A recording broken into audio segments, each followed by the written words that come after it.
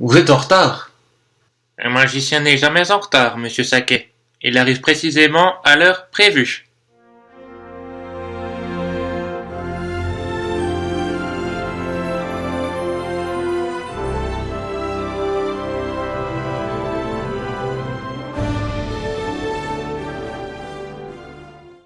Bonjour et bienvenue dans une nouvelle chronique du Geek sans lunettes. J'espère que l'intro vous a plu. J'avais pas de Gandalf sous les bras, donc c'est Yoda qui a fait l'affaire. Voilà. Donc aujourd'hui je vais vous présenter les quelques pop que j'ai de l'univers de Tolkien. Donc ils en ont sorti une du Seigneur des Anneaux, quelques-unes du Hobbit. Ça sera suivi de quelques produits dérivés et des conseils de lecture.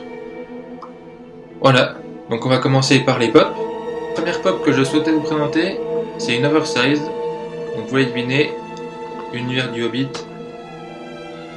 C'est celle de Smaug. Donc pour les feuilles pop du Hobbit, il y en a quelques-unes. Je vais vous les montrer. Alors on a Bilbo, Gandalf, qui existe aussi sans chapeau, Gollum, Bilbo quand il a l'anneau, donc Gandalf sans chapeau, Legolas, Thorin et Cutchan, Thorin Oakenshield, Azog, Doriel et Smaug. Donc il y a plusieurs déclinaisons, notamment de Legolas. Il existe aussi avec les yeux bleus, et Smaug il y en a 3 versions. En doré les yeux noirs, en normal les yeux noirs et normal les yeux jaunes. Voilà. Donc Smaug elle est assez facile à trouver, tout comme Toriel. Azog ça commence à devenir un peu rare je trouve, mais les autres sont totalement hors de prix maintenant. Ah bref, c'est pas le sujet. Donc je vais présenter Smaug. Donc voici la pop. Donc Smaug, au niveau du visage, il ressemble pas tout à fait au dragon de Game of Thrones, elle a la bouche fermée. Mais sur le principe, c'est pas à peu près pareil. Donc tout est réussi de pics. Voilà, des grands yeux ouverts.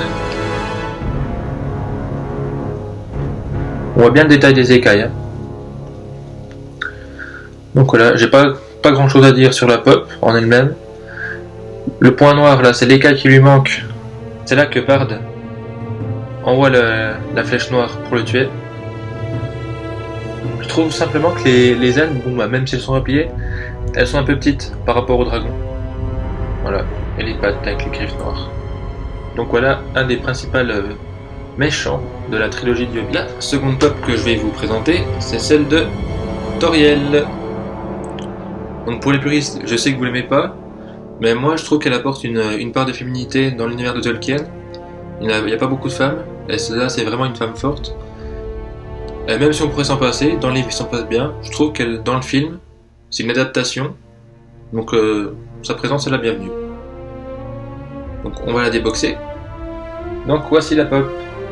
Donc ça soit pas à la vidéo, mais la tête est extrêmement lourde. Ce qui prouve encore une fois l'intelligence des femmes par rapport à celle des hommes. Donc voilà pour la vanne. Sinon, au niveau du poids, elle est quasiment aussi lourde que Smaug. À peu de choses près. Donc elle a vraiment une tête très très lourde. Donc voilà, elle est représentée avec ses dagues. Une ici, une ici. Aucun défaut de peinture. Sa tunique verte elfique. Des petits bracelets, un brassard. Voilà, tac. Plutôt rousse. Comme dans le film, c'est un peu exagéré par rapport au film, mais c'est pas trop mal. Et une coiffure assez dans le détail, voilà, avec les tresses elfiques. Donc voilà, les oreilles elfiques également. Une jolie petite pop. Alors comme je disais tout à l'heure, Toriel c'est celle qu'on trouve le plus facilement. Après on trouve aussi facilement Smaug, Azog encore. Mais sinon ça monte tout de suite à plus de 50-70$ sur eBay. On va passer aux 2 pop suivantes que j'ai sur l'univers du Hobbit. Et on a affaire à un duo de choc. Le pop de ce duo, Azog le profanateur, qui n'a pas arrêté de profaner. Donc voilà, comme je disais tout à l'heure, on la trouve encore assez facilement sur eBay. On va la déboxer tout de suite. Donc voilà, Azog le profanateur, le principal méchant, c'est le plus grand méchant. la trilogie du Hobbit, l'orque pâle, celui qui a tué le grand-père de Thorin, l'ennemi juré de Thorin. Donc voilà, vraiment son némésis. Donc c'est un orque, un méchant, serviteur des ténèbres. Il est assez bien fait. On voit bien toutes ses cicatrices sur le visage. La main qui lui manque, c'est Thorin qui lui a coupé. Bon, sinon, je comprends pas trop c'est quoi cette pince. Dans le film, c'est juste une lame, une pique. Donc voilà, la pince, j'ai pas compris. Peut-être une référence au Capitaine Crochet, mais voilà. Donc sinon, là, des petits pics quand il met un coup de poing. Tac. Le truc que je trouvais assez dégueulasse dans le film, c'est le morceau de fer. Donc il a une lame qui ressort ici, et il y a un morceau de fer qui lui traverse le bras en fait, et qui dépasse derrière le coude. Je trouvais ça assez horrible. Bref. Donc voilà, cette tenue d'orque. Rien d'autre à dire. Si ce n'est que je la trouve très jolie. Je pense qu'elle serait dans mon top 10. Je sais que je dis ça à chaque vidéo, mais j'en ai encore pas fait 10, donc je me contredis encore pas. On va passer à Thorin, hein? Qu'est-ce que t'en penses? Comment? Ah, tu veux l'égorger? Bon, je vais vous séparer alors. Il n'est pas très gentil lui. Et le joyau de ma collection, à la fois du Hobbit et des Funko Pop que j'ai. Enfin, j'attends Renly Baratheon, je l'ai pas mal coté, plus que Thorin.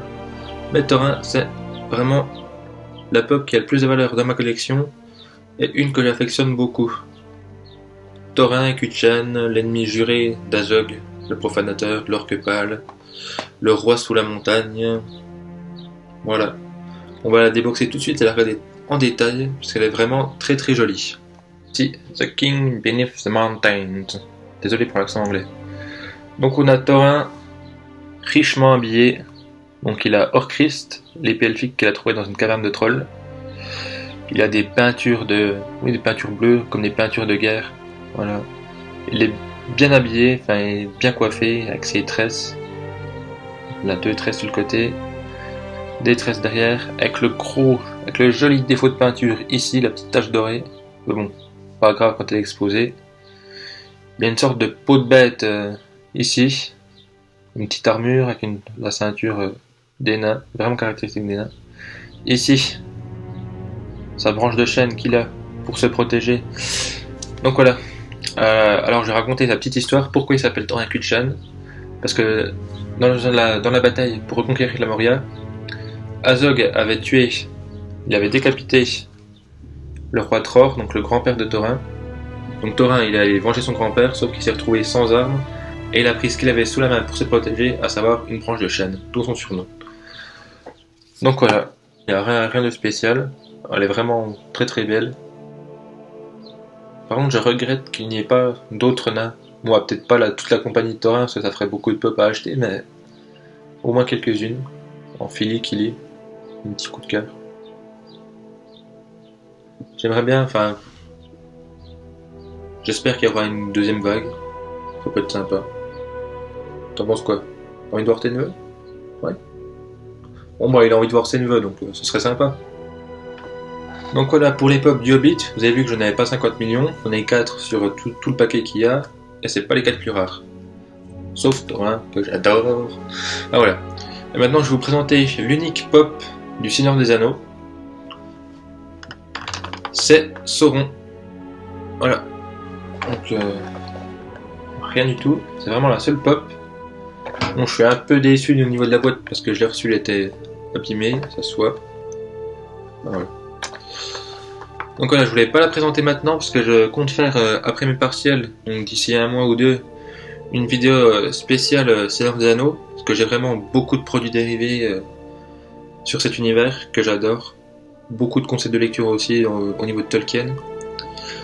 Et vu qu'il n'y a qu'une pop Seigneur des Anneaux pour le moment, donc je vais la présenter avec le Hobbit. D'autant que Sauron apparaît aussi dans le Hobbit. Hein? Comment ça? Ah, spoiler! Oui, je viens de vous spoiler la présence de Sauron dans le Hobbit. En même temps, le livre, ça fait depuis 1937 qu'il est sorti, si vous n'êtes pas au courant. On va déboxer cet énergumène. Et voilà le seigneur noir des ténèbres, Sauron, le malveillant. qui n'a pas d'œil. Il a 2 points noirs dans son casque. Super bien fait d'ailleurs, je trouve. Sa masse d'armes. Et l'anneau unique. Le casque hérissé de pointe. Vraiment comme dans le film. Je mets l'image à côté. Il y a une cape. Voilà. Sinon au niveau des détails, enfin l'armure, il n'y a qu'une couleur, mais l'armure est super bien faite. Dommage que j'ai une caméra de merde, mais... Enfin voilà. Le regret que j'ai par rapport à cette pop, c'est sa taille.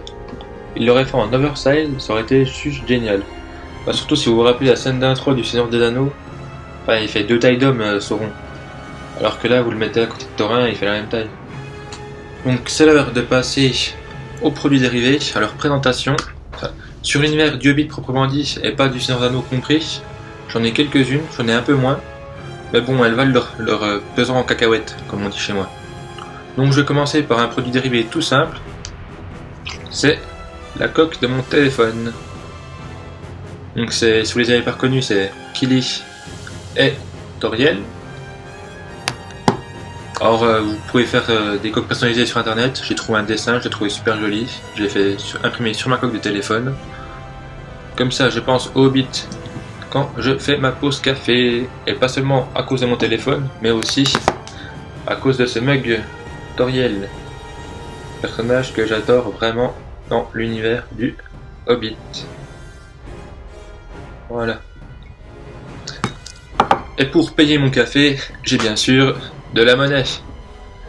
Alors là, j'ai la pièce qui représente Toriel, avec les noms de la franchise derrière. Je crois que c'est la désolation de ce monde. Non, la bataille des 5 armées, perdu. Avec le petit sachet qui va dedans. Tac, on remet la pièce dedans. Voilà. La bataille des 5 armées. Donc j'ai aussi, sur le même plan, Erebor. Tac. C'est les statues, les gardiennes d'Erebor, les protecteurs. Les nains. Voilà. Et j'ai enfin Thorin écu de chêne. Thorin Oakenshield, le roi sous la montagne. Donc voilà, des petits goodies, petits produits dérivés tout simples, mais qui font vraiment plaisir. Maintenant je vais passer à des choses qui ont à peine plus de valeur et qui ont été commandées sur Noble Collection. C'est parti. Donc, qui dit Erebor dit la montagne. Qui dit la montagne qui est fermée dit forcément une porte. Et qui dit porte dit clé. La clé d'Erebor. Donc qui est dans un coffret vitré. Bon, c'est du plastique. Voilà. Elle fait son... Je vais l'ouvrir, tac, pour vous montrer. Elle fait son pesant, elle est assez lourde. Donc voilà, alors je l'ai aussi en pendentif que je n'ai pas sur moi. J'essaierai de tout réunir vraiment les produits dérivés du Hobbit que je n'ai pas pu vous présenter ici dans cette vidéo parce que je suis chez mes parents et que j'en ai quelques-uns qui sont dans ma chambre d'étudiant, dans ma ville d'études. Je suis un peu déçu de ne pas tout avoir sur la main parce que j'avais notamment une très très belle pièce.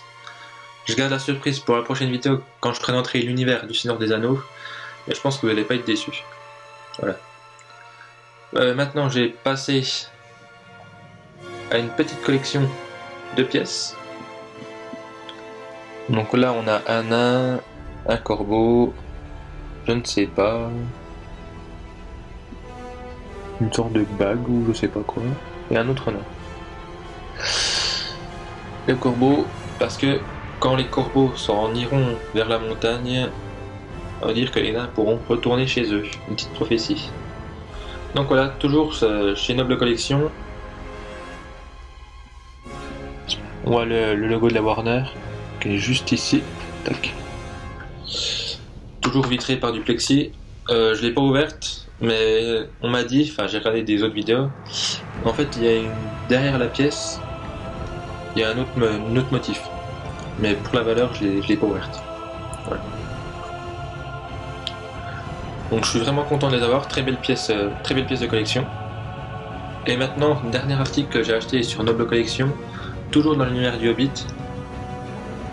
c'est le coupe-papier qui présente l'épée de Thorin Oakenshield. C'est une épée naine. Alors, Thorin, c'est un nain. Avant qu'il trouve Orchrist, il a une épée naine. Je crois que c'est celle-là. Mais ça peut être aussi celle qu'il a... Orchrist, il l'a perdu dans le 2, dans la deuxième partie. Et dans le troisième film, il charge avec une épée naine, il me semble. Je me souviens plus trop, ça fait longtemps que je les ai pas revus. Enfin, longtemps. Dernières vacances, mais j'ai pas fait attention aux détails. Toujours étant qu'elle est très très jolie et super détaillée. Voilà. Protégée par du plexi. Et toujours pas ouverte à cause de la valeur. Eh oui. Maintenant, on va passer à des produits dérivés plus simples que beaucoup de personnes ont dans différentes versions. Sans me vanter, je pense que j'ai la meilleure version qui existe. Je parle bien sûr des coffrets DVD collector du Hobbit avec statuettes, Blu-ray 3D, Blu-ray, DVD, bonus, la totale. On va commencer par le premier film. Voilà, le Hobbit, un voyage inattendu. Donc là, il y a disque 1 et 2, c'est les Blu-ray 3D. Donc le film sur 2 DVD, sur 2 Blu-ray. Comme les coffrets collector du Seigneur des Anneaux, si vous vous rappelez. Ça date un peu maintenant, mais de toute façon, j'en parlerai très prochainement dans la prochaine vidéo qui concernera le Seigneur des Anneaux. Voilà, disque 3, Blu-ray, le film en version longue, mais c'est juste un Blu-ray, pas un 3D. Disque 4, les bonus Blu-ray partie 1. Disque 5, Blu-ray, les bonus partie 2. Et le film version longue en 2 DVD. Donc on a 7 disques là-dedans. Alors je suis super content de l'avoir. Donc maintenant je vais vous présenter, je vais vous montrer la statuette qui était avec, qui s'intitule Idols in the Dark. Donc littéralement les devinettes dans l'ombre, dans la nuit. Elle est assez lourde. Alors si vous vous rappelez, c'est une scène du film. Bon, c'est pas la scène la plus mythique, j'aurais pas forcément choisi ça comme statue pour le coffret, mais elle est quand même très jolie et très bien faite. Donc on a Bilbo qui est perdu dans la Moria, qui entend des bruits, donc il a sorti l'épée qu'il a trouvée, c'est d'art. Voilà. Normalement elle est bleue quand il y a des orques, mais vu que Gollum n'est pas un orque, elle ne claire pas. Donc on a Gollum qui l'espionne. Et les devinettes, c'est juste après, quand Bilbo il veut sortir. Et en gros, s'il répond juste aux devinettes de Gollum, Gollum doit lui montrer le chemin de la sortie. Sinon, s'il a perdu, Gollum le mange. C'est quoi un saké? Est-ce que c'est goûteux? Savoureux?